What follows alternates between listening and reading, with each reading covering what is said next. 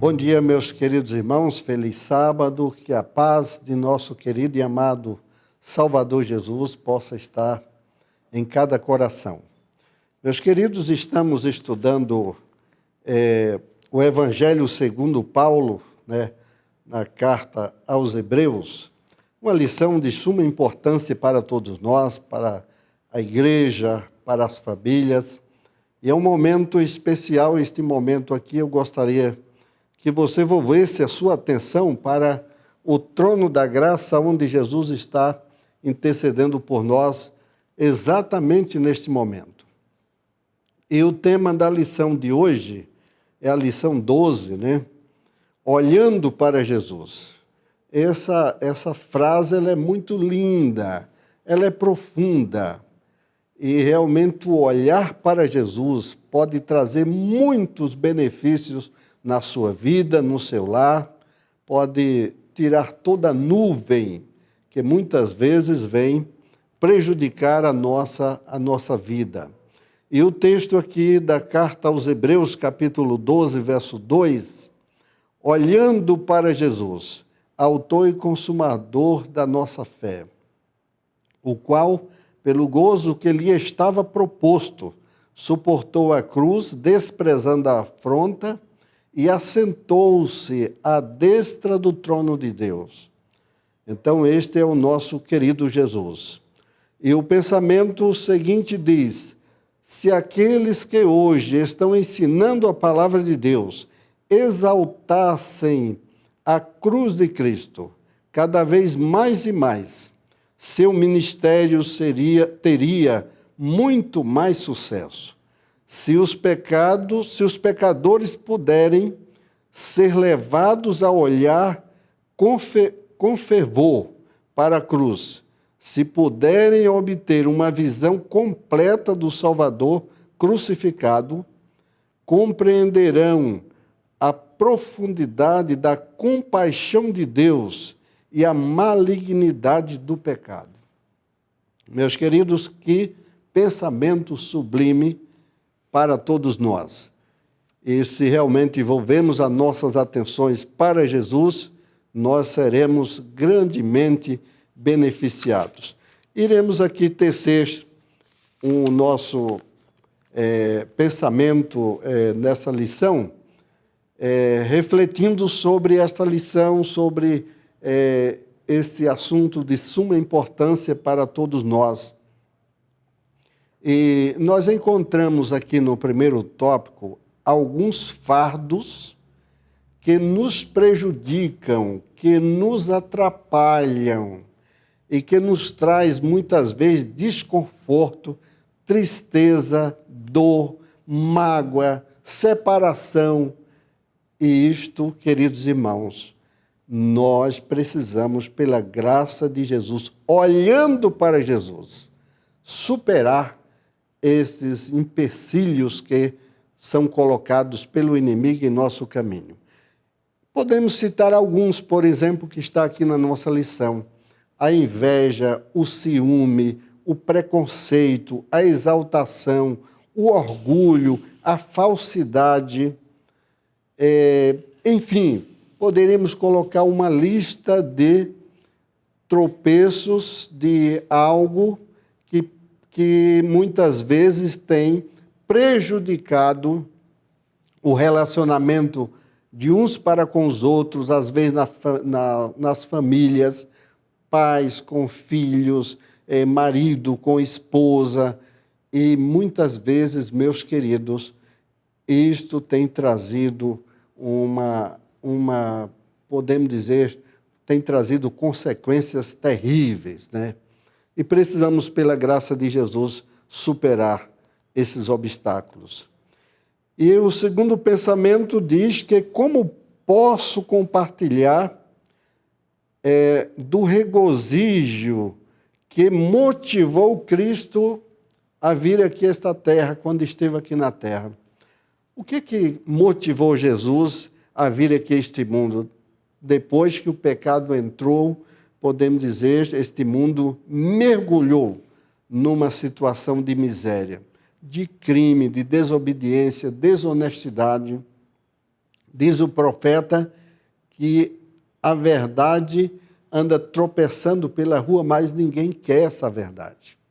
As pessoas preferem viver o caminho largo, o caminho do mal. E agora, Jesus, vendo essa situação, ele realmente não mediu esforço de fazer tudo o que estava ao seu alcance para atuar na restauração da humanidade. E isto nos traz alegria, porque podemos também fazer parte desse trabalho de Jesus. Podemos dar continuidade daquilo que Jesus fez como missionário, como profeta, como salvador, como nosso advogado, como nosso intercessor. Nós podemos hoje realmente prosseguir com a obra de Jesus, propagando o evangelho de Jesus, de restauração de todas as coisas. E esta é nossa parte aqui neste mundo, nossa pequena parcela de contribuição.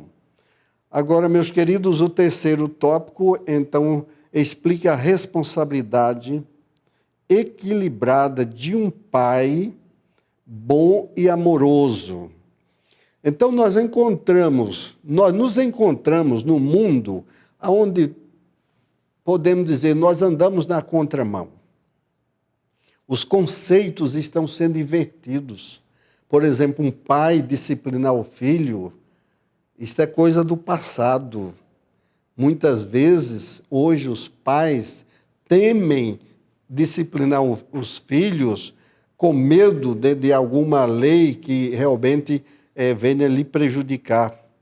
E com isto o que acontece? Os filhos crescem sem disciplina. Imagine, meus queridos, um mundo sem disciplina, um filho sem disciplina. Isto é grave. Agora, meus queridos, atentemos para um pensamento que gostaria de passar para os queridos irmãos e queridos amigos e internautas. A disciplina, ela é necessária, ela é oportuna, tem o seu lugar, agora precisa saber a forma correta de aplicar essa disciplina. Com o filho, como que nós podemos aplicar a disciplina ao nosso filho? Primeira coisa, meus queridos, nunca discipline o seu filho com raiva, com ira, com descontentamento, sempre, sempre com oração. Nunca discipline o seu filho sem oração. E eu tenho experiência própria, né? Eu creio que muitos dos nossos queridos podem também mencionar, pode colocar aí no chat, né? A sua experiência na disciplina do filho, ou algum trato com alguma pessoa, algum amigo, né? Quando disciplinamos da forma que Deus pede, conforme a palavra de Deus, muitas vezes nós conquistamos uma amizade que nunca tínhamos tido. Às vezes, quando a criança, né, e isto aconteceu comigo, aconteceu em casa, quando aplicávamos a disciplina, recebíamos um abraço gostoso, com lágrima. Isto, meus queridos, isto é o plano de Deus. E às vezes, como missionários, né, como pastor, a gente tem percebido também pessoas que agradecem por ter recebido uma correção.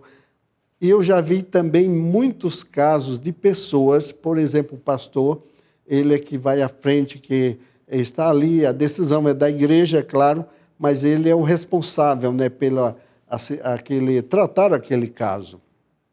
E às vezes esse próprio membro, ele convida esse pastor para ligar ele novamente à igreja, à comunhão da igreja. Olha, eu quero que você vá fazer a minha ligação, que eu tenho prazer, gostaria, agradeço pelo que você fez, pelo seu trabalho.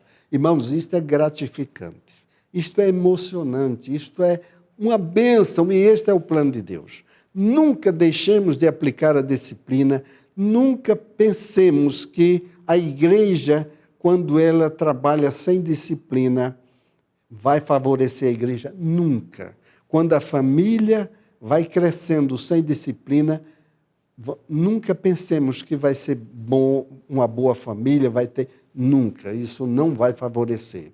E sempre o plano de Deus é que hajamos conforme a sua vontade para o bem da família e o bem da igreja. O quarto pensamento: o que acontece quando nos aprofundamos nas Escrituras e aplicamos seus ensinos? Meus queridos internautas, eu gostaria de fazer uma pergunta para você. Quanto tempo você tem tirado para estudar a Bíblia? Para o seu filho, com a sua família, para estar em comunhão com Deus? Quanto tempo? Coloque aí no chat. E eu quero dizer que realmente todos que fizemos uma experiência mais profunda com Deus, mais íntima com Deus, através do estudo da sua palavra, da oração, da entrega a Deus, nós vamos colher resultados maravilhosos. Pode contar como certo que a experiência será favorável. E também nós encontramos na palavra de Deus como um recurso para trazer soluções, como um instrumento de Deus para a transformação das nossas vidas. Eu conheço situações que às vezes a pessoa ouve um hino e muda o roteiro da sua vida. Conheço também situação de pessoas que leram um folheto, uma passagem e mudou o curso da sua vida. Então a palavra de Deus é fundamental que cada família, cada lar, nunca se esqueça de examinar a palavra de Deus, de alimentar-se da maravilhosa mensagem de Deus a nós. E o último, porque a reverência e o temor a Deus são tão importantes ainda que tão raros hoje. Hoje vivemos num tempo onde a reverência a Deus, ela está perdendo, onde o respeito, né? O respeito pelos mais velhos, pelas autoridades, né, que a Bíblia recomenda. Mas como isto pode mudar quando nós seguimos a orientação da palavra de Deus? Qual é o resultado final que realmente somos levados, né? Então diz aqui que bem-aventurados aqueles que têm fome e sede de justiça. Eles serão fartos. E meus queridos internautas, o Espírito Santo está nos convidando para irmos a Deus através da sua palavra, através da nossa consagração diária, da oração, também do exercício missionário, a preocupação com aqueles que estão ao nosso redor. E se assim fizermos, nós seremos fartos, nós seremos abençoados, serão supridas as carências que temos pessoais na nossa família, no nosso lar e como igreja, como rebanho do Senhor. E o desejo de Deus é que você nunca se esqueça de que em todos os aspectos da nossa vida, Jesus deva ser o centro e as nossas atenções devam estar em Jesus como nosso Salvador, como nosso Redentor, como aquele que quer nos levar para o seu reino. Deus abençoe o seu lar, a sua família, a sua vida, e que esta lição traga um resultado fantástico, como benefícios maravilhosos para o presente e para a eternidade. Deus abençoe sua vida.